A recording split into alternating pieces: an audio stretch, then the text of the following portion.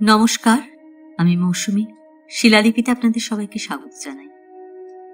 যদি গল্প পাঠ ভালো লাগে তাহলে শেষে একটা লাইক দিয়ে যেতে ভুলবেন না। এখনো যারা আমার চ্যানেলটা সাবস্ক্রাইব করেননি তাদের সকলের কাছে আমার অনুরোধ, প্লিজ আমার চ্যানেলটা সাবস্ক্রাইব করে নেবেন। পাশে যে বেল নোটিফিকেশনটা আছে সেটা অবশ্যই প্রেস করে দেবেন। গল্প পাঠ ভালো লাগলে চেনা জানা প্রিয়জনদের সঙ্গে গল্প শেয়ার করতে ভুলবেন না। আজ থেকে শুরু করছি কবিগুরু রবীন্দ্রনাথ ঠাকুরের নৌকাডুবি। আজ প্রথম পর্ব। রমেশ এবার আইন পরীক্ষায় যে পাশ হইবে সে সম্বন্ধে কাহারও কোনো সন্দেহ ছিল না। বিশ্ববিদ্যালয়ের সরস্বতী বরাবর তাহার স্বর্ণপদ্মের পাপড়ি খসাইয়া রমেশকে মেডেল দিয়ে আসিয়াছেন। স্কলারশিপও কখনো ফাঁক যায় নাই। পরীক্ষা শেষ করিয়া এখন তাহার বাড়ি যাইবার কথা, কিন্তু এখনো তাহার তোরঙ্গ সাজাইবার কোনো উৎসাহ দেখা যায় নাই। পিতা শীঘ্র বাড়ি আসিবার জন্য পত্র লিখিয়াছেন। রমেশ উত্তরে লিখিয়াছে, পরীক্ষার ফল বাহির হইলেই সে বাড়ি যাইবে। অন্নদাবাবুর ছেলে যোগেন্দ্র রমেশের সহাধ্যায়ী। পাশের বাড়িতে সে থাকে। অন্নদাবাবু ব্রাহ্ম। তাহার কন্যা হেমনলিনী এবার এফে দিয়াছে। রমেশ অন্নদাবাবুর বাড়ি চা খাইতে এবং চা না খাইতেও প্রায় যাইত। হেমনলিনী স্নানের পর চুল শুকাইতে শুকাইতে ছাদে বেড়াইয়া পড়া মুখস্থ করিত। রমেশও সেই সময় বাসার নির্জন ছাদে চিলেকোঠার একপাশে বই লইয়া বসিত। অধ্যয়নের পক্ষে এরূপ স্থান অনুকূল বটে, কিন্তু একটু চিন্তা করিয়া দেখিলেই বুঝিতে বিলম্ব হইবে না যে ব্যাঘাতও যথেষ্ট ছিল।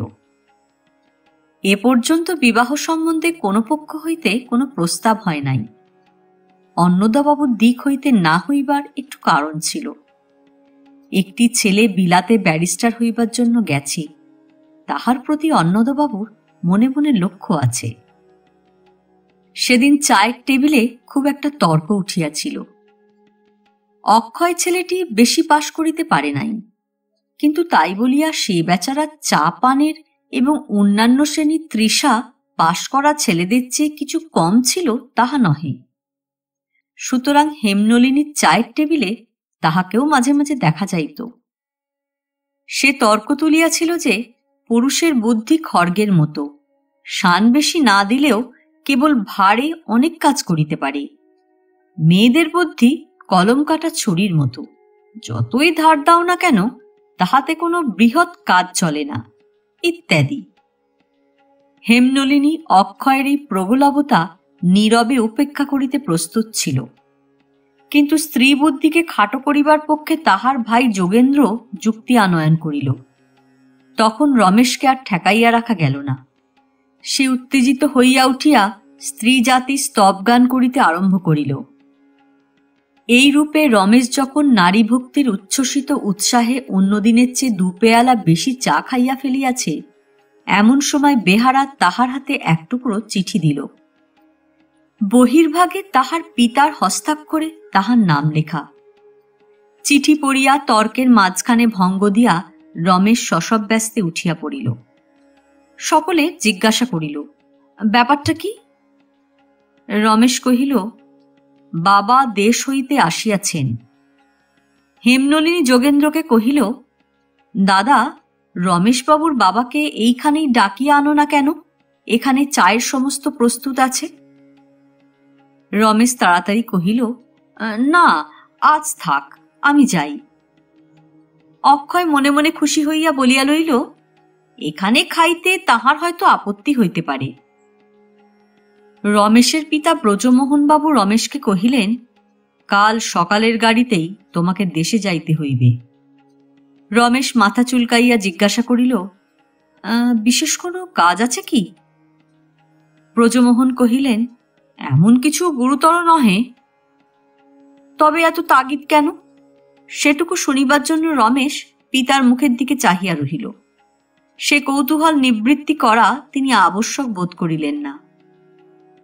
ব্রজমোহনবাবু সন্ধ্যার সময় যখন তাহার কলিকাতার বন্ধুবান্ধবদের সঙ্গে দেখা করিতে বাহির হইলেন, তখন রমেশ তাহাকে একটা পত্র লিখিতে বসিল। শ্রীচরণ কমলেশু পর্যন্ত লিখিয়া লেখা আর অগ্রসর হইতে চাহিল না। কিন্তু রমেশ মনে মনে কহিল, আমি হেমনলিনী সম্বন্ধে যে অনুচ্চারিত সত্যে আবদ্ধ হইয়া পড়িয়াছি, বাবার কাছে আর তাহা গোপন করা কোনো মতেই উচিত হইবে না। অনেকগুলা চিঠি অনেক রকম করিয়া লিখিল, সমস্তই সে ছিঁড়িয়া ফেলিল। ব্রজমোহন আহার করিয়া আরামে নিদ্রা দিলেন। রমেশ বাড়ির ছাদের উপর উঠিয়া প্রতিবেশীর বাড়ির দিকে তাকাইয়া নিশাচরের মতো সবেগে পায়চারি করিতে লাগিল। রাত্রি 9টার সময় অক্ষয় অন্নদাবাবুর বাড়ি হইতে বাহির হইয়া গেল। রাত্রি 9:30টার সময় রাস্তার দিকের দরজা বন্ধ হইল। রাত্রি 10টার সময় অন্নদাবাবুর বসিবার ঘরের আলো নিবিল। রাত্রি 10:30টার পর সেই বাড়ির কক্ষে কক্ষে সুগভীর সুষুপ্তি বিরাজ করিতে লাগিল। পরদিন ভোরের ট্রেনে রমেশকে রওনা হইতে হইল। ব্রজমোহন বাবুর সতর্কতায় গাড়ি ফেল করিবার কোনই সুযোগ উপস্থিত হইল না। বাড়িতে গিয়া রমেশ খবর পাইল, তাহার বিবাহের পাত্রী ও দিন স্থির হইয়াছে। তাহার পিতা ব্রজমোহনের বাল্যবন্ধু ঈশান যখন ওকালতি করিতেন, তখন ব্রজমোহনের অবস্থা ভালো ছিল না। ঈশানের সহায়তাতেই তিনি উন্নতি লাভ করিয়াছেন। সেই ঈশান যখন অকালে মারা পড়িলেন, তখন দেখা গেল তাহার সঞ্চয় কিছুই নাই, দেনা আছে। বিধবা স্ত্রী একটি শিশুকন্যাকে লইয়া দারিদ্র্যের মধ্যে ডুবিয়া পড়িলেন। সেই কন্যাটি আজ বিবাহযোগ্যা হইয়াছে। ব্রজমোহন তাহারই সঙ্গে রমেশের বিবাহ স্থির করিয়াছেন। রমেশের হিতৈষীরা কেহ কেহ আপত্তি করিয়া বলিয়াছিল যে, শুনিয়াছি মেয়েটি দেখিতে তেমন ভালো নয়। ব্রজমোহন কহিলেন, ও সকল কথা আমি ভালো বুঝি না। মানুষ তো ফুল কিংবা প্রজাপতি মাত্র নয় যে ভালো দেখার বিচারটাই সর্বাগ্রে তুলিতে হইবে। মেয়েটির মা যেমন সতীসাধ্যী, মেয়েটিও যদি তেমনি হয়, তবে রমেশ যেন তাহাই ভাগ্য বলিয়া জ্ঞান করে। শুভ বিবাহের জনশ্রুতিতে রমেশের মুখ শুকাইয়া গেল। সে উদাসের মতো ঘুরিয়া ঘুরিয়া বেড়াইতে লাগিল। নিষ্কৃতি লাভের নানা প্রকার উপায় চিন্তা করিয়া কোনোটাই তাহার সম্ভবকর বোধ হইল না।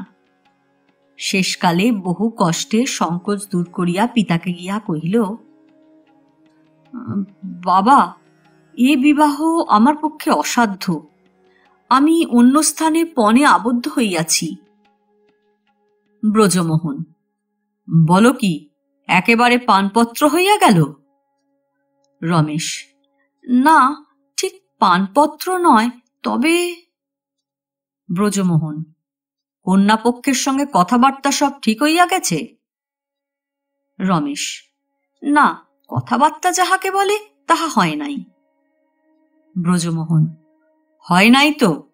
তবে এতদিন যখন চুপ করিয়া আছো, তখন আর কটা দিন চুপ করিয়া গেলেই হইবে।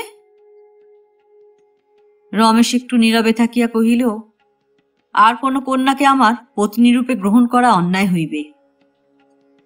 ব্রজমোহন কহিলেন, না করা তোমার পক্ষে আরো বেশি অন্যায় হইতে পারে। রমেশ আর কিছু বলিতে পারিল না। সে ভাবিতে লাগিল, ইতিমধ্যে দৈবক্রমে সমস্ত ফাঁসিয়া যাইতে পারে।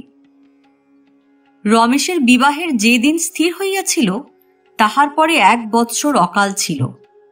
সে ভাবিয়াছিল কোন ক্রমে সেই দিনটা পার হইয়া তাহার 1 বৎসর মেয়াদ বাড়িয়া যাইবে। কন্যার বাড়ি নদীপথ দিয়া যাইতে হইবে, নিতান্ত কাছে নহে। ছোট বড় 2-3টে নদী উত্তীর্ণ হইতে 3-4 দিন লাগিবার কথা। ব্রজমোহন দৈবের জন্য যথেষ্ট পথ ছাড়িয়া দিয়া 1 সপ্তাহ পূর্বে শুভদিনে যাত্রা করিলেন। বরাবর বাতাস অনুকূল ছিল। শিমুলঘাটায় পৌঁছিতে পুরা 3 দিনও লাগিল না। বিবাহের এখনো 4 দিন দেরি আছে। ব্রজমোহন বাবুর 2-4 দিন আগে আসিবার ইচ্ছা ছিল। শিমুলঘাটায় তাহার বেহান দিন অবস্থায় থাকেন। ব্রজমোহন বাবুর অনেক দিনের ইচ্ছা ছিল ইহার বাসস্থান তাহাদের স্বগ্রামে উঠাইয়া লইয়া ইহাকে সুখে স্বচ্ছন্দে রাখেন ও বন্ধুঋণ শোধ করেন। কোনো আত্মীয়তার সম্পর্ক না থাকাতে হঠাৎ সে প্রস্তাব করা সঙ্গত মনে করেন নাই। এবারে বিবাহ উপলক্ষে তাহার বেহানকে তিনি বাস উঠাইয়া লইতে রাজি করাইয়াছেন। সংসারে বেহানের একটিমাত্র কন্যা। তাহার কাছে থাকিয়া মাতৃহীন জামাতার মাতৃস্থান অধিকার করিয়া থাকিবেন, ইহাতে তিনি আপত্তি করিতে পারিলেন না। তিনি কহিলেন, যে যাহা বলে বলুক, যেখানে আমার মেয়ে জামাই থাকিবে সেখানেই আমার স্থান। বিবাহে কিছুদিন আগে আসিয়া ব্রজমোহনবাবু তাহার বেহানের ঘরকন্যা তুলিয়া লইবার ব্যবস্থা করিতে প্রবৃত্ত হইলেন। বিবাহের পর সকলে মিলিয়া একসঙ্গে যাত্রা করাই তাহার ইচ্ছা। এই জন্য তিনি বাড়ি হইতে আত্মীয় স্ত্রীলোক কয়েকজনকে সঙ্গেই আনিয়াছিলেন। বিবাহকালে রমেশ ঠিকমতো মন্ত্র আবৃত্তি করিল না। শুভদৃষ্টির সময় চোখ বুজিয়া রহিল। বাসর ঘরের হাস্যোৎপাত নীরবে নতমুখে সহ্য করিল। রাত্রে শয্যা প্রান্তে পাশ ফিরিয়া রহিল। প্রত্যুষে বিছানা হইতে উঠিয়া বাহিরে চলিয়া গেল। বিবাহ সম্পন্ন হইলে মেয়েরা এক নৌকায়, বৃদ্ধেরা এক নৌকায়, বড় বয়স্যগণ আর এক নৌকায় যাত্রা করিল। অন্য এক নৌকায় রোশন চৌকির দল যখন তখন যে সে রাগিনী যেমন তেমন করিয়া আলাপ করিতে লাগিল। সমস্ত দিন অসহ্য গরম, আকাশে মেঘ নাই, অথচ একটা বিবর্ণ আচ্ছাদনে চারিদিক ঢাকা পড়িয়াছে। তীরের তরুশ্রেণী পাংশুবর্ণ, গাছের পাতা নড়িতেছে না, দাঁড়িমাঝিরা গলদঘর্ম। সন্ধ্যার অন্ধকার জমিবার পূর্বেই মাল্লারা কহিল, কর্তা, নৌকা এবার ঘাটে বাঁধি, সম্মুখে অনেক দূর আর নৌকা রাখিবার জায়গা নাই। ব্রজমোহনবাবু পথে বিলম্ব করিতে চান না। তিনি কহিলেন, এখানে বাঁধিলে চলিবে না। আজ প্রথম রাত্রে জ্যোৎস্না আছে, আজ বালুঘাটায় পৌঁছিয়া নৌকা বাঁধিব, তোরা বকশিস পাইবি। নৌকা গ্রাম ছাড়াইয়া চলিয়া গেল। একদিকে চর ধুধু করিতেছে, আর একদিকে ভাঙা উচ্চ পার। কুহেলিকার মধ্যে চাঁদ উঠিল, কিন্তু তাহাকে মাতালের চক্ষুর মতো অত্যন্ত ঘোলা দেখাইতে লাগিল। এমন সময় আকাশে মেঘ নাই, কিছু নাই, অথচ কোথা হইতে একটা গর্জনধ্বনি শোনা গেল। পশ্চাতে দিগন্তের দিকে চাহিয়া দেখা গেল একটা প্রকাণ্ড অদৃশ্য সন্মার্জনী ভাঙা ডালপালা, খড়কুটা, ধুলাবালি আকাশে উড়াইয়া প্রচণ্ড বেগে ছুটিয়া আসিতেছে। রাখ রাখ, সামাল সামাল, হায় হায় করিতে করিতে মুহূর্তকাল পরে কি হইল কেহই বলিতে পারিল না। একটি ঘূর্ণা হাওয়া একটি সংকীর্ণ পথমাত্র আশ্রয় করিয়া প্রবল বেগে সমস্ত উন্মূলিত বিপর্যস্ত করিয়া দিয়া নৌকা কয়টাকে কোথায় কি করিল তাহার কোনো উদ্দেশ্য পাওয়া গেল না। কুহেলিকা কাটিয়া গিয়াছে। বহু দূরব্যাপী মরুময় বালুভূমিকে নির্মল জ্যোৎস্না বিধবার শুভ্র বসনের মতো আচ্ছন্ন করিয়াছে।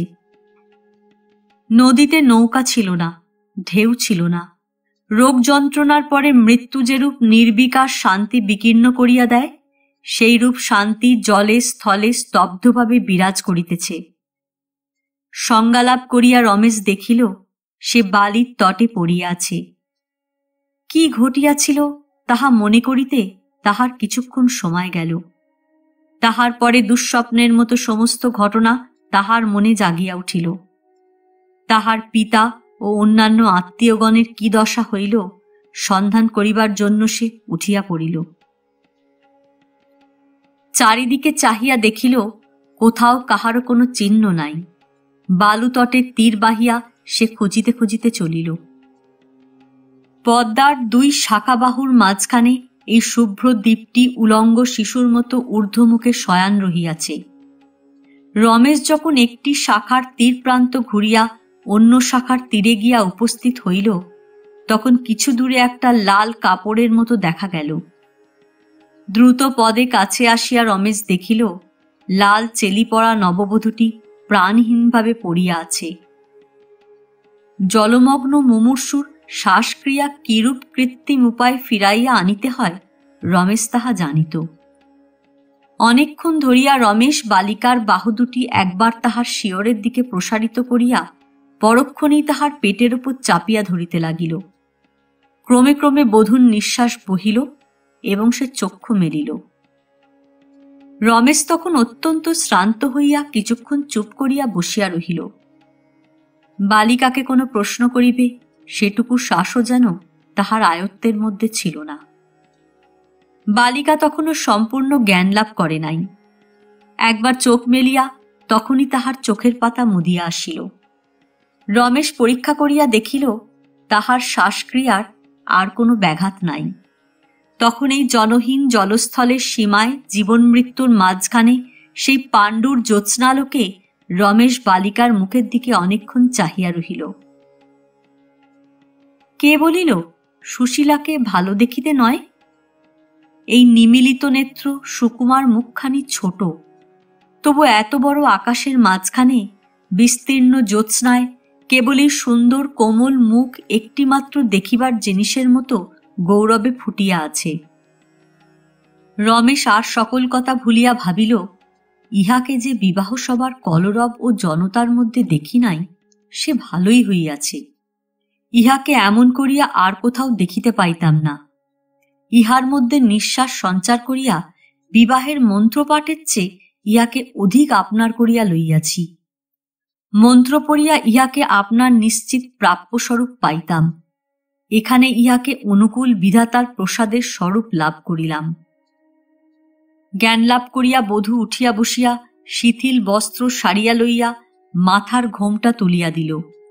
রমেশ জিজ্ঞাসা করিল, তোমাদের নৌকার আর সকলে কোথায় গেছেন কিছু জানো?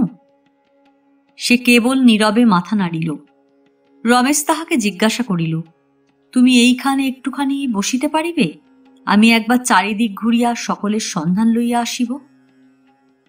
বালিকা তাহার কোনো উত্তর করিল না, কিন্তু তাহার সর্বশরীর যেন সংকুচিত হইয়া বলিয়া উঠিল, এখানে আমাকে একলা ফেলিয়া যাইও না। রমেশ তাহা বুঝিতে পারিল। সে একবার উঠিয়া দাঁড়াইয়া চারিদিকে তাকাইল। সাদা বালির মধ্যে কোথাও কোনো চিহ্ন মাত্র নাই। আত্মীয় দিগকে আহ্বান করিয়া প্রাণপণ ঊর্ধ্বকণ্ঠে ডাকিতে লাগিল, কাহারও কোনো সাড়া পাওয়া গেল না। রমেশ বৃথা চেষ্টায় ক্ষান্ত হইয়া বসিয়া দেখিল বধূ মুখে দুই হাত দিয়া কান্না চাপিবার চেষ্টা করিতেছে। তাহার বুক ফুলিয়া ফুলিয়া উঠিতেছে। রমেশ সান্ত্বনার কোনো কথা না বলিয়া বালিকার কাছে ঘেঁষিয়া বসিয়া আস্তে আস্তে তাহার মাথায় পিঠে হাত বুলাইতে লাগিল। তাহার কান্না আর চাপা রহিল না, অব্যক্ত কণ্ঠে উচ্ছ্বসিত হইয়া উঠিল। রমেশের দুই চক্ষু দিয়াও জলধারা ঝরিয়া পড়িল। শ্রান্ত হৃদয় যখন রোদন বন্ধ করিল তখন চন্দ্র অস্ত গেছে। অন্ধকারের মধ্য দিয়া এই নির্জন ধরাখণ্ড অদ্ভুত স্বপ্নের মতো বোধ হইল। বালুচরের অপরিস্ফুট শুভ্রতা প্রেত লোকের মতো পাণ্ডুবর্ণ, নক্ষত্রের ক্ষীণা লোকে নদী অজগর সর্পের চিক্কন কৃষ্ণ চর্মের মতো স্থানে স্থানে ঝিকঝিক করিতেছে। তখন রমেশ বালিকার ভয় শীতল কোমল ক্ষুদ্র দুইটি হাত দুই হাতে তুলিয়া লইয়া বধূকে আপনার দিকে ধীরে আকর্ষণ করিল। শঙ্কিত বালিকা কোনো বাধা দিল না। মানুষকে কাছে অনুভব করিবার জন্য সে তখন ব্যাকুল। অটল অন্ধকারের মধ্যে নিঃশ্বাসস্পন্দিত রমেশের বক্ষপটে আশ্রয় লাভ করিয়া সে আরাম বোধ করিল। তখন তাহার লজ্জা করিবার সময় নহে। রমেশের দুই বাহুর মধ্যে সে আপনি নিবিড় আগ্রহের সহিত আপনার স্থান করিয়া লইল। প্রত্যুষের শুকতারা যখন অস্ত যায় যায়, পূর্ব দিকের নীল নদীরেখার উপরে প্রথমে আকাশ যখন পাণ্ডুবর্ণ ও ক্রমশ রক্তিম হইয়া উঠিল, তখন দেখা গেল নিদ্রাবিহ্বল রমেশ বালির উপরে শুইয়া পড়িয়াছে এবং তাহার বুকের কাছে বাহুতে মাথা রাখিয়া নববধূ সুগভীর নিদ্রায় মগ্ন। অবশেষে প্রভাতের মৃদু রৌদ্র যখন উভয়ের চক্ষুপুট স্পর্শ করিল, তখন উভয় শশব্যস্ত হইয়া জাগিয়া উঠিয়া বসিল। বিস্মিত হইয়া কিছুক্ষণের জন্য চারিদিকে চাহিল। তাহার পরে হঠাৎ মনে পড়িল যে তাহারা ঘরে নাই। মনে পড়িল তাহারা ভাসিয়া আসিয়াছে। সকালবেলা জেলেডিঙির সাদা সাদা পালে নদী খচিত হইয়া উঠিল।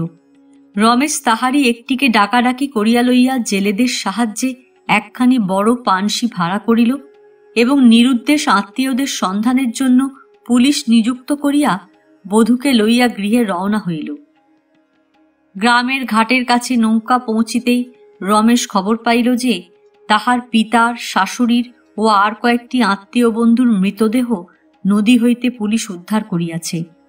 জন কয়েক মাল্লা ছাড়া আর যে কেহ বাঁচিয়াছে এমন আশা আর কাহারও রহিল না। বাড়িতে রমেশের বৃদ্ধা ঠাকুরমা ছিলেন। তিনি বধূসহ রমেশকে ফিরিতে দেখিয়া উচ্চ কলরবে কাঁদিতে লাগিলেন। পাড়ার যে সকল বরযাত্র গিয়াছিল তাহাদেরও ঘরে ঘরে কান্না পড়িয়া গেল। শাঁখ বাজিল না, হলুধ্বনি হইল না, কেহ বধূকে বরণ করিয়া লইল না, কেহ তাহার দিকে তাকাইল না মাত্র। শ্রাদ্ধ শান্তি শেষ হইবার পরেই রমেশ বধূকে লইয়া অন্যত্র যাইবে স্থির করিয়াছিল, কিন্তু পৈতৃক বিষয় সম্পত্তির ব্যবস্থা না করিয়া তাহার শীঘ্র নড়িবার জো ছিল না। পরিবারের শোকাতুর স্ত্রীলোকগণ তীর্থবাসের জন্য তাহাকে ধরিয়া পড়িয়াছে, তাহারও বিধান করিতে হইবে। এই সকল কাজকর্মের অবকাশকালে রমেশ প্রণয় চর্চায় অমনোযোগী ছিল না। যদিও পূর্বে যেমন শোনা গিয়াছিল বধূ তেমন নিতান্ত বালিকা নয়, এমনকি গ্রামের মেয়েরা ইহাকে অধিক বয়স্কা বলিয়া ধিক্কার দিতেছিল, তবু ইহার সহিত কেমন করিয়া যে প্রণয় হইতে পারে এই বিয়ে পাশ করা ছেলেটি, তাহার কোনো পুঁথির মধ্যে সে উপদেশ প্রাপ্ত হয় নাই। সে চিরকাল ইহা অসম্ভব এবং অসঙ্গত বলিয়াই জানিত। তবু কোনো বই পড়া অভিজ্ঞতার সঙ্গে কিছুমাত্র না মিলিলেও আশ্চর্য এই যে তাহার উচ্চশিক্ষিত মন ভিতরে ভিতরে একটি অপরূপ রসে পরিপূর্ণ হইয়া এই ছোট মেয়েটির দিকে অবনত হইয়া পড়িয়াছিল। সেই বালিকার মধ্যে কল্পনার দ্বারা তাহার ভবিষ্যৎ গৃহলক্ষ্মীকে উদ্ভাসিত করিয়া তুলিয়াছে। সেই উপায় তাহার স্ত্রী একই কালে বালিকাবধূ, তরুণী প্রেয়সী এবং সন্তানদিগের অপ্রগলভা মাতারূপে তাহার ধ্যান নেত্রের সম্মুখে বিচিত্রভাবে বিকশিত হইয়া উঠিয়াছে। চিত্রকর তাহার ভাবী চিত্রকে, কবি তাহার ভাবী কাব্যকে যেরূপ সম্পূর্ণ সুন্দর রূপে কল্পনা করিয়া হৃদয়ের মধ্যে একান্ত আদরে লালন করিতে থাকে, রমেশ সেই রূপে ক্ষুদ্র বালিকাকে উপলক্ষ মাত্র করিয়া ভাবী প্রেয়সীকে, কল্যাণীকে পূর্ণ মহীয়সী মূর্তিতে হৃদয়ের মধ্যে প্রতিষ্ঠিত করিল। এই রূপে প্রায় 3 মাস অতীত হইয়া গেল। বৈষয়িক ব্যবস্থা সমস্ত সমাধা হইয়া আসিল। প্রাচীনারা তীর্থবাসের জন্য প্রস্তুত হইলেন। প্রতিবেশী মহল হইতে 2-1টি সঙ্গিনী নববধূর সহিত পরিচয় স্থাপনের জন্য অগ্রসর হইতে লাগিল। রমেশের সঙ্গে বালিকার প্রণয়ের প্রথম গ্রন্থি অল্পে অল্পে আঁট হইয়া আসিল। এখন সন্ধেবেলার নির্জন ছাদে খোলা আকাশের তলে দুজনে মাদুর পাতিয়া বসিতে আরম্ভ করিয়াছে। রমেশ পিছন হইতে হঠাৎ বালিকার চোখ টিপিয়া ধরে, তাহার মাথাটা বুকের কাছে টানিয়া আনে। বধূ যখন রাত্রি অধিক না হইতেই না খাইয়া ঘুমাইয়া পড়ে, রমেশ তখন নানাবিধ উপদ্রবে তাহাকে সচেতন করিয়া তাহার বিরক্তি তিরস্কার লাভ করে। একদিন সন্ধ্যাবেলায় রমেশ বালিকার খোঁপা ধরিয়া নাড়িয়া দিয়া কহিল, সুশীলা, আজ তোমার চুল বাঁধা ভালো হয় নাই। বালিকা বলিয়া বসিল, আচ্ছা, তোমরা সকলেই আমাকে সুশীলা বলিয়া ডাকো কেন? রমেশ এই প্রশ্নের তাৎপর্য কিছুতেই বুঝিতে না পারিয়া অবাক হইয়া তাহার মুখের দিকে চাহিয়া রহিল। বধূ কহিল, আমার নাম বদল হইলেই কি আমার পয় ফিরিবে? আমি তো শিশুকাল হইতেই অপয়মন্ত, না মরিলে আমার অলক্ষণ ঘুচিবে না। হঠাৎ রমেশের বুক ধক করিয়া উঠিল, তাহার মুখ পাণ্ডুবর্ণ হইয়া গেল। কোথায় কি একটা প্রমাদ ঘটিয়াছে এ সংশয় হঠাৎ তাহার মনে জাগিয়া উঠিল। রমেশ জিজ্ঞাসা করিল, শিশুকাল হইতেই তুমি অপয়মন্ত কিসে হইলে? বধূ কহিল, আমার জন্মের পূর্বেই আমার বাবা মরিয়াছেন। আমাকে জন্মদান করিয়া তাহার 6 মাসের মধ্যে আমার মা মারা গেছে। মামার বাড়িতে অনেক কষ্টে ছিলাম। হঠাৎ শুনিলাম কোথা হইতে আসিয়া তুমি আমাকে পছন্দ করিলে। 2 দিনের মধ্যেই বিবাহ হইয়া গেল। তারপরে দেখো কি সব বিপদই ঘটিল। রমেশ নিশ্চল হইয়া তাকিয়ার উপরে শুইয়া পড়িল। আকাশে চাঁদ উঠিয়াছিল, তাহার জ্যোৎস্না কালি হইয়া গেল। রমেশের দ্বিতীয় প্রশ্ন করিতে ভয় হইতে লাগিল।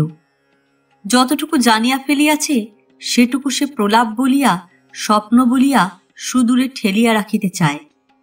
সংজ্ঞাপ্রাপ্ত মূর্ছিতের দীর্ঘশ্বাসের মতো গ্রীষ্মের দক্ষিণা হাওয়া বহিতে লাগিল। জ্যোৎস্নালোকে নিদ্রাহীন কোকিল ডাকিতেছে। অদূরে নদীর ঘাটে বাঁধা নৌকার ছাদ হইতে মাঝিদের গান আকাশে ব্যাপ্ত হইতেছে। অনেকক্ষণ কোনো সাড়া না পাইয়া বধূ অতি ধীরে ধীরে রমেশকে স্পর্শ করিয়া কহিল, ঘুমাইতেছ? রমেশ কহিল, না। তাহার পরেও অনেকক্ষণ রমেশের আর কোনো সাড়া পাওয়া গেল না। বধূ কখন আস্তে আস্তে ঘুমাইয়া পড়িল। রমেশ উঠিয়া বসিয়া তাহার নিদ্রিত মুখের দিকে চাহিয়া রহিল। বিধাতা ইহার ললাটে যে গুপ্ত লিখন লিখিয়া রাখিয়াছেন, তাহা আজও এই মুখে একটি আঁক কাটে নাই। এমন সৌন্দর্যের ভিতরে সেই ভীষণ পরিণাম কেমন করিয়া প্রচ্ছন্ন হইয়া বাস করিতেছে।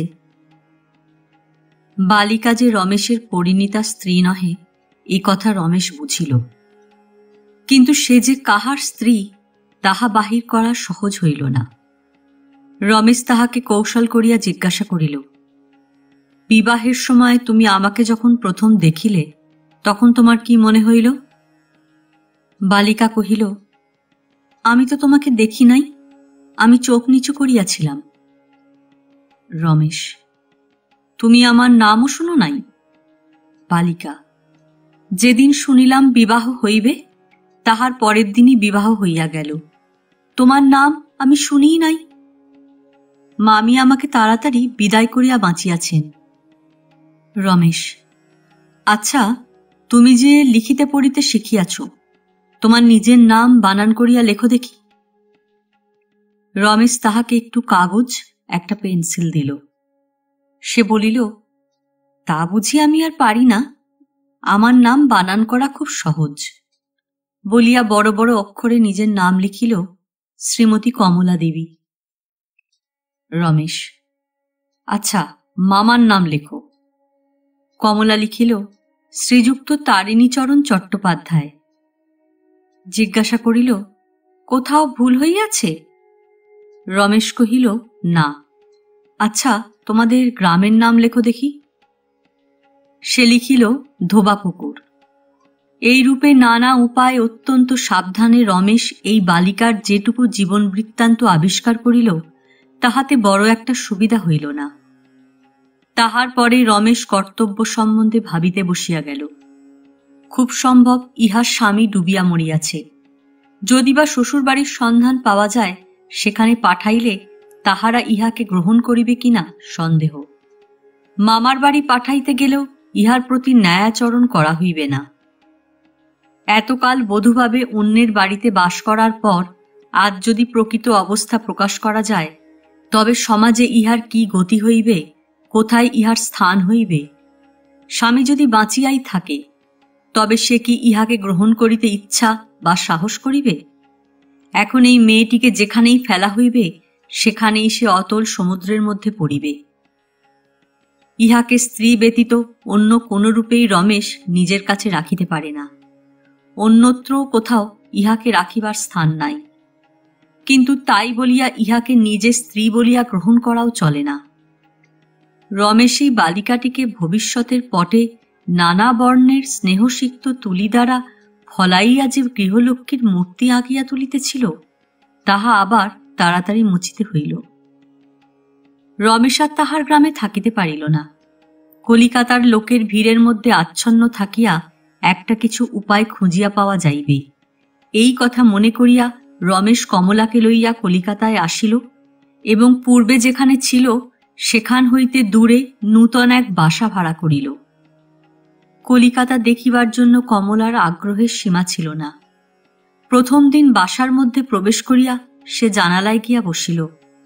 সেখান হইতে জনস্রোতের অবিশ্রাম প্রবাহে তাহার মনকে নূতন নূতন কৌতূহলে ব্যাপৃত করিয়া রাখিল। ঘরে একজন ঝি ছিল। কলিকাতা তাহার পক্ষে অত্যন্ত পুরাতন।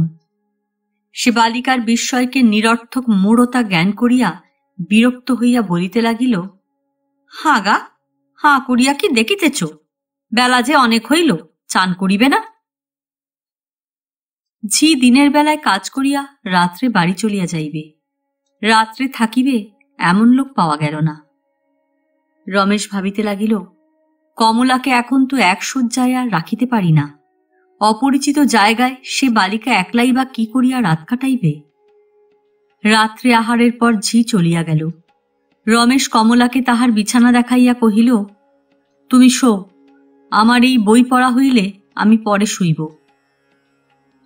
এই বলিয়া রমেশ একখানা বই খুলিয়া পড়িবার ভান করিল। শ্রান্ত কমলার ঘুম আসিতে বিলম্ব হইল না। সে রাত্রি এমনি করিয়া কাটিল। পররাত্রেও রমেশ কোনো ছলে কমলাকে একলা বিছানায় শোয়াইয়া দিল। সেদিন বড় গরম ছিল। শোবার ঘরের সামনে একটুখানি খোলা ছাদ আছে, সেইখানে একটা শতরঞ্জি পাতিয়া রমেশ শয়ন করিল এবং নানা কথা ভাবিতে ভাবিতে ও হাত পাকার বাতাস খাইতে খাইতে গভীর রাত্রে ঘুমাইয়া পড়িল। রাত্রির 2-3টার সময় আধো ঘুমে রমেশ অনুভব করিল সে একলা শুইয়া নয় এবং তাহার পাশে আস্তে আস্তে একটি হাত পাখা চলিতেছে। রমেশ ঘুমের ঘোরে পার্শ্ববর্তিনীকে কাছে টানিয়া লইয়া বিজড়িত স্বরে কহিল, সুশীলা, তুমি ঘুমাও, আমাকে পাখা করিতে হইবে না। অন্ধকার ভীরু কমলা রমেশের বাহু পাশে তাহার বক্ষপট আশ্রয় করিয়া আরামে ঘুমাইয়া পড়িল। ভোরের বেলায় রমেশ জাগিয়া চমকিয়া উঠিল। দেখিল নিদ্রিত কমলার ডান হাতখানি তাহার কণ্ঠে জড়ানো। সে দিব্য অসংকোচে রমেশের পরে আপন বিশ্বস্ত অধিকার বিস্তার করিয়া তাহার বক্ষে লগ্ন হইয়া আছে। নিদ্রিত বালিকার মুখের দিকে চাহিয়া রমেশের 2 চোখ জলে ভরিয়া আসিল। এই সংশয়হীন কোমল বাহুপাশ সে কেমন করিয়া বিচ্ছিন্ন করিবে? রাত্রে বালিকা যে কখন এক সময় তাহার পাশে আসিয়া তাহাকে আস্তে আস্তে বাতাস করিতেছিল সে কথাও তাহার মনে পড়িল। দীর্ঘ নিঃশ্বাস ফেলিয়া ধীরে ধীরে বালিকার বাহুবন্ধন শিথিল করিয়া রমেশ বিছানা ছাড়িয়া উঠিয়া গেল। অনেক চিন্তা করিয়া রমেশ বালিকা বিদ্যালয়ের বোর্ডিংয়ে কমলাকে রাখা স্থির করিয়াছে। তাহা হইলে এখনকার মতো অন্তত কিছুকাল সে ভাবনার হাত হইতে উদ্ধার পায়। রমেশ কমলাকে জিজ্ঞাসা করিল, কমলা, তুমি পড়াশোনা করিবে? কমলা রমেশের মুখের দিকে চাহিয়া রহিল। ভাবটা এই যে, তুমি কি বলো? রমেশ লেখাপড়ার উপকারিতা ও আনন্দের সম্বন্ধে অনেক কথা বলিল। তাহার কিছু প্রয়োজন ছিল না। কমলা কহিল, আমাকে পড়াশোনা শেখাও। রমেশ কহিল, তাহা হইলে তোমাকে স্কুল যাইতে হইবে। কমলা বিস্মিত হইয়া কহিল, স্কুলে? এত বড় মেয়ে হইয়া আমি স্কুলে যাইব? কমলারই বয়ম মর্যাদার অভিমানে রমেশ ঈষৎ হাসিয়া কহিল, তোমার চেয়েও অনেক বড় মেয়ে স্কুলে যায়। কমলা তাহার পরে আর কিছু বলিল না। গাড়ি করিয়া একদিন রমেশের সঙ্গে স্কুলে গেল। প্রকাণ্ড বাড়ি, তাহার চেয়ে অনেক বড় এবং ছোট কত যে মেয়ে তাহার ঠিকানা নাই। বিদ্যালয়ের কর্ত্রীর হাতে কমলাকে সমর্পণ করিয়া রমেশ যখন চলিয়া আসিতেছে, কমলাও তাহার সঙ্গে সঙ্গে আসিতে লাগিল। রমেশ কহিল, কোথায় আসিতেছ? তোমাকে যে এইখানে থাকিতে হইবে। কমলা ভীতকণ্ঠে কহিল, তুমি এখানে থাকিবে না? রমেশ, আমি তো এখানে থাকিতে পারি না। কমলা রমেশের হাত চাপিয়া ধরিয়া কহিল, তবে আমি এখানে থাকিতে পারিব না, আমাকে লইয়া চলো। রমেশ হাত ছাড়াইয়া কহিল, ছি কমলা। এই ধিক্কারে কমলা স্তব্ধ হইয়া দাঁড়াইল। তাহার মুখখানি একেবারে ছোট হইয়া গেল। রমেশ ব্যথিত চিত্তে তাড়াতাড়ি প্রস্থান করিল, কিন্তু বালিকার সেই স্তম্ভিত অসহায় ভীত মুখশ্রী তাহার মনে মুদ্রিত হইয়া রহিল। এইবার আলিপুরে ওকালতির কাজ শুরু করিয়া দিবে, রমেশের এইরূপ সংকল্প ছিল। কিন্তু তাহার মন ভাঙিয়া গেছে। চিত্ত স্থির করিয়া কাজে হাত দিবার এবং প্রথম কার্যারম্ভে নানা বাধাবিঘ্ন অতিক্রম করিবার মতো স্ফূর্তি তাহার ছিল না। সে এখন কিছুদিন গঙ্গার পোলের উপর এবং গোলদিঘিতে অনাবশ্যক ঘুরিয়া বেড়াইতে লাগিল। একবার মনে করিল কিছুদিন পশ্চিমে ভ্রমণ করিয়া আসি। এমন সময় অন্নদাবাবুর কাছ হইতে একখানি চিঠি পাইল। অন্নদাবাবু লিখিতেছেন, গেজেটে দেখিলাম তুমি পাশ হইয়াছ। কিন্তু সে খবর তোমার নিকট হইতে না পাইয়া দুঃখিত হইলাম। বহুকাল তোমার কোনো সংবাদ পাই নাই। তুমি কেমন আছো এবং কবে কলিকাতায় আসিবে জানাইয়া আমাকে নিশ্চিন্ত ও সুখী করিবে। এখানে বলা অপ্রাসঙ্গিক হইবে না যে অন্নদাবাবু যে বিলাতগত ছেলেটির পরে তাহার চক্ষু রাখিয়াছিলেন সে ব্যারিস্টার হইয়া ফিরিয়া আসিয়াছে এবং এক ধনীকন্যার সহিত তাহার বিবাহের আয়োজন চলিতেছে। ইতিমধ্যে যে সমস্ত ঘটনা ঘটিয়াছে তাহার পরে হেমনলিনীর সহিত পূর্বের ন্যায় সাক্ষাৎ করা তাহার কর্তব্য হইবে কিনা তাহা রমেশ কোনো মতে স্থির করিতে পারিল না। সম্প্রতি কমলার সহিত তাহার যে সম্বন্ধ দাঁড়াইয়াছে সে কথা কাহাকেও বলা সে কর্তব্য বোধ করে না। নিরাপরাধা কমলাকে সে সংসারের কাছে অপদস্থ করিতে পারে না। অথচ সকল কথা স্পষ্ট না বলিয়া হেমনলিনীর নিকট সে তাহার পূর্বের অধিকার লাভ করিবে কি করিয়া? কিন্তু অন্নদাবাবুর পত্রের উত্তর দিতে বিলম্ব করা আর তো উচিত নয়। সে লিখিল, গুরুতর কারণবশত আপনাদের সহিত সাক্ষাৎ করিতে অক্ষম হইয়াছি, আমাকে মার্জনা করিবেন। নিজের নূতন ঠিকানা পত্রে দিল না। এই চিঠিখানি ডাকে ফেলিয়া তাহার পরদিনই রমেশ সামলা মাথায় দিয়া আলিপুরের আদালতে হাজিরা দিতে বাহির হইল। একদিন সে আদালত হইতে ফিরিবার সময় কত খাটিয়া একটি ঠিকা গাড়ির গাড়োয়ানের সঙ্গে ভাড়ার বন্দোবস্ত করিতেছে, এমন সময় একটি পরিচিত ব্যগ্রকণ্ঠের স্বরে শুনিতে পাইল, বাবা, এই যে রমেশবাবু। গাড়োয়ান, রোকো রোকো। গাড়ি রমেশের পাশে আসিয়া দাঁড়াইল। সেদিন আলিপুরের পশুশালার একটি চড়ুই ভাতির নিমন্ত্রণ সারিয়া অন্নদাবাবু ও তাহার কন্যা বাড়ি ফিরিতেছিলেন। এমন সময় হঠাৎই সাক্ষাৎ। গাড়িতে হেমনলিনীর সেই স্নিগ্ধ গম্ভীর মুখ, তাহার বিশেষ ধরনের সেই শাড়ি পরা, তাহার চুল বাঁধিবার পরিচিত ভঙ্গি, তাহার হাতের সেই প্লেন বালা এবং তারা কাটা 2 গাছি করিয়া সোনার চুড়িও দেখিবা মাত্র রমেশের বুকের মধ্যে একটা ঢেউ যেন একেবারে কণ্ঠ পর্যন্ত উচ্ছ্বসিত হইল। অন্নদাবাবু কহিলেন, এই যে রমেশ, ভাগ্যে পথে দেখা হইল। আজকাল চিঠি লেখাই বন্ধ করিয়াছ, যদি বা লেখো তবু ঠিকানা দাও না। এখন যাইতেছ কোথায়? বিশেষ কোনো কাজ আছে? রমেশ কহিল, না, আদালত হইতে ফিরিতেছি। অন্নদা, তবে চলো, আমাদের ওখানে চা খাইবে চলো। রমেশের হৃদয় ভরিয়া উঠিয়াছিল। সেখানে আর দ্বিধা করিবার স্থান ছিল না। সে গাড়িতে চড়িয়া বসিল। একান্ত চেষ্টায় সংকোচ কাটাইয়া হেমনলিনীকে জিজ্ঞাসা করিল, আপনি ভালো আছেন? হেমনলিনী কুশল প্রশ্নের উত্তর না দিয়াই কহিল, আপনি পাশ হইয়া আমাদের যে একবার খবর দিলেন না বড়? রমেশ এই প্রশ্নের কোনো জবাব খুঁজিয়া না পাইয়া কহিল, আপনিও পাশ হইয়াছেন দেখিলাম। হেমনলিনী হাসিয়া কহিল, তবু ভালো, আমাদের খবর রাখেন। অন্নদাবাবু কহিলেন, তুমি এখন বাসা কোথায় করিয়াছ? রমেশ কহিল, দর্জিপাড়ায়। অন্নদাবাবু কহিলেন, কেন, কলুটোলায় তোমার সাবেক বাসা তো মন্দ ছিল না? উত্তরের অপেক্ষায় হেমনলিনী বিশেষ কৌতূহলের সহিত রমেশের দিকে চাহিল। সেই দৃষ্টি রমেশকে আঘাত করিল।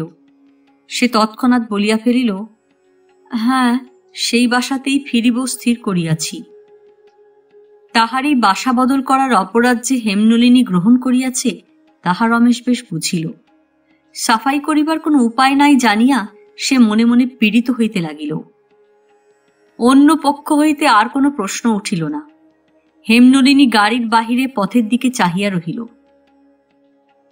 রমেশ আর থাকিতে না পারিয়া অকারণ আপনি কহিয়া উঠিল, আমার একটি আত্মীয় হেদুয়ার কাছে থাকেন, তাহার খবর লইবার জন্য দর্জিপাড়ায় বাস করিয়াছি।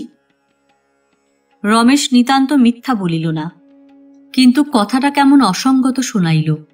মাঝে মাঝে আত্মীয়ের খবর লইবার পক্ষে কলুটলা হেদুয়া হইতে এতই কি দূর? হেমনলিনীর 2 চক্ষু গাড়ির বাহিরে পথের দিকেই নিবিষ্ট হইয়া রহিল। হতভাগ্য রমেশ ইহার পরে কি বলিবে কিছুই ভাবিয়া পাইল না। একবার কেবল জিজ্ঞাসা করিল, যোগেনের খবর কি?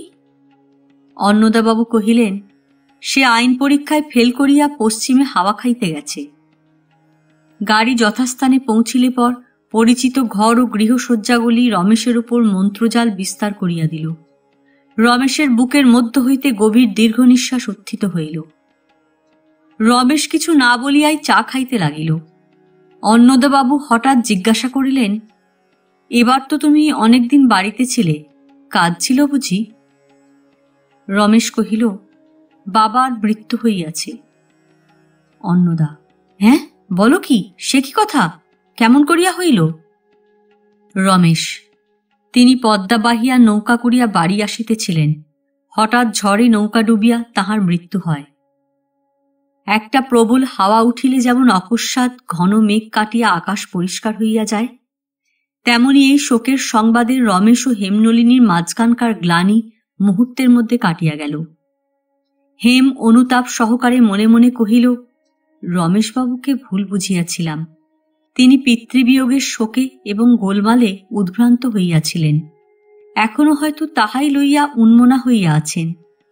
উহার সাংসারিক কি সংকট ঘটিয়াছে, উহার মনের মধ্যে কি ভার চাপিয়াছে, তাহা কিছু না জানিয়াই আমরা উহাকে দোষী করিতেছিলাম। হেমনলিনী এই পিতৃহীনকে বেশি করিয়া যত্ন করিল। রমেশের আহারে অভিরুচি ছিল না, হেমনলিনী তাহাকে বিশেষ পীড়াপিড়ি করিয়া খাওয়াইল। কহিল, আপনি বড় রোগা হইয়া গেছেন, শরীরের অযত্ন করিবেন না। অন্নদাবাবুকে কহিল, বাবা, রমেশবাবু আজ রাত্রেও এইখানি খাইয়া যান না? অন্নদাবাবু কহিলেন, বেশ তো। এমন সময় অক্ষয় আসিয়া উপস্থিত। অন্নদাবাবুর চায়ের টেবিলে কিছুকাল অক্ষয় একাধিপত্য করিয়া আসিয়াছে। আজ সহসা রমেশকে দেখিয়া সে থমকিয়া গেল। আত্মসংবরণ করিয়া হাসিয়া কহিল, হে কি, এ যে রমেশবাবু! আমি বলি, আমাদের বুঝি একেবারেই ভুলিয়া গেলেন? রমেশ কোনো উত্তর না দিয়া একটুখানি হাসিল। অক্ষয় কহিল, আপনার বাবা আপনাকে যেরকম তাড়াতাড়ি গ্রেপ্তার করিয়া লইয়া গেলেন, আমি ভাবিলাম তিনি এবার আপনার বিবাহ না দিয়া কিছুতেই ছাড়িবেন না, ফাঁড়া কাটাইয়া আসিয়াছেন তো। হেমনলিনী অক্ষয়কে বিরক্তি দৃষ্টি দ্বারা বিদ্ধ করিল। অন্নদাবাবু কহিলেন, অক্ষয়, রমেশের পিতৃবিয়োগ হইয়াছে। রমেশ বিবর্ণ মুখ নত করিয়া বসিয়া রহিল। তাহাকে বেদনার উপর ব্যথা দিল বলিয়া হেমনলিনী অক্ষয়ের প্রতি মনে মনে ভারী রাগ করিল।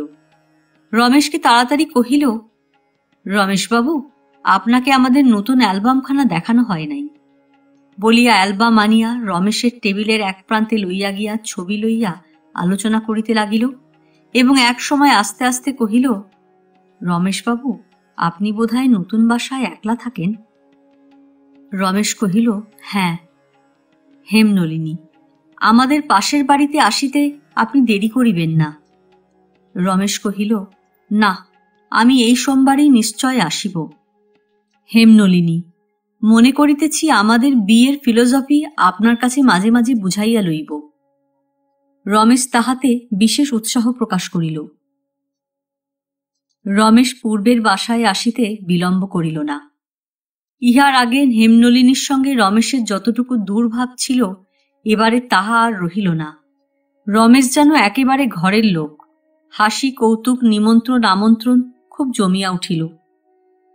অনেক কাল অনেক পড়া মুখস্থ করিয়া ইতিপূর্বে হেমনলিনীর চেহারা এক প্রকার ক্ষণভঙ্গুর গোছের ছিল। মনে হইত যেন একটু জোরে হাওয়া লাগিলেই শরীরটা কোমর হইতে হেলিয়া ভাঙিয়া পড়িতে পারে। তখন তাহার কথা অল্প ছিল এবং তাহার সঙ্গে কথা কহিতেই ভয় হইত, পাছে সামান্য কিছুতেই সে অপরাধ লয়। অল্প কয়েকদিনের মধ্যেই তাহার আশ্চর্য পরিবর্তন হইয়াছে। তাহার পাংশুবর্ণ কপলে লাবণ্যের মসৃণতা দেখা দিল। তাহার চক্ষু এখন কথায় কথায় হাস্যছটায় নাচিয়া উঠে। আগে সে বেশভূষায় মনোযোগ দেওয়াকে চা পড়ল, এমনকি অন্যায় মনে করিত। এখন কারোর সঙ্গে কোনো তর্ক না করিয়া কেমন করিয়া যে তাহার মত ফিরিয়া আসিতেছে, তাহা অন্তর্যামী ছাড়া আর কেহ বলিতে পারে না।